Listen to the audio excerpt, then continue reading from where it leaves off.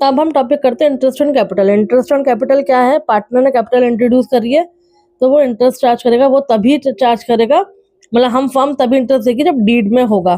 Theoretical purpose के लिए 2 scenario mentioned है, ये थ्योरेटिकल पर्पस है कि कब कब हम देंगे, when the partner contribute unequal amount and the profit share equal है, ठीक है।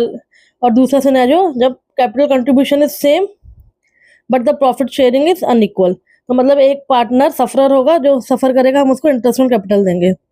ऐसा डीड में डिसाइड करेंगे कि क्या इंटरेस्ट देंगे, मतलब ये क्वेश्चन से लिंक नहीं है, बस थ्योरेटिकल पर्पस के लिए कि हम इन सिनेरियो में देते हैं।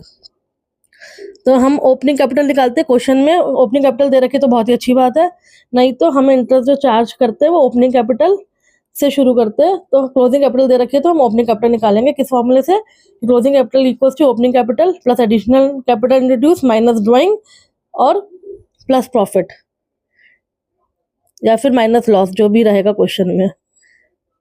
और ये हम इंटरेस्ट ऑन कैपिटल तभी देते हैं जब फर्म ने प्रॉफिट कमाया, नहीं कमाया तो हम इंटरेस्ट ऑन कैपिटल नहीं देंगे, चाहे डीड में हो, ठीक है। और नेक्स्ट है, अगर मान लो इंटरेस्ट ऑन कैपिटल ज़्यादा है और प्रॉफिट कम है, तो हम जितना प्रॉफिट है वहीं तक इंटरेस्ट ऑन कैपिटल देंगे और उसको हम डिवाइड कर, उस जितना प्रॉफिट है उसको हम दोनों के इंटरेस्ट में रेशो में डिवाइड कर लेंगे, और एक ही पार्टनर है तो हम उसको जितना प्रॉफिट उतना दे देंगे। ये हम क्वेश्चन में समझते हैं।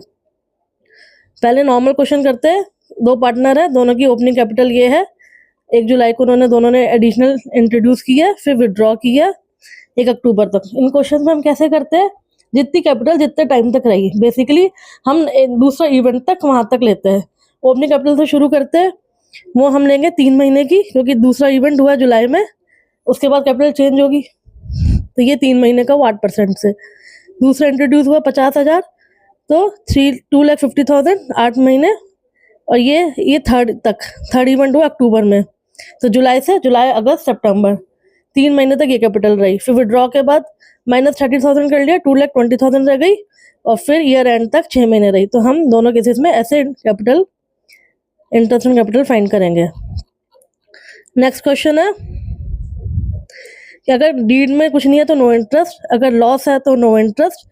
सी है, दोनों की हमने इंटरेस्ट कैलकुलेशन किया, इंटरेस्ट कितना है इतना, और प्रॉफिट कितना था 50,000, तो हम दे देंगे, हमें कोई दिक्कत नहीं, क्योंकि हमारा 28,000 कवर हो रहा है।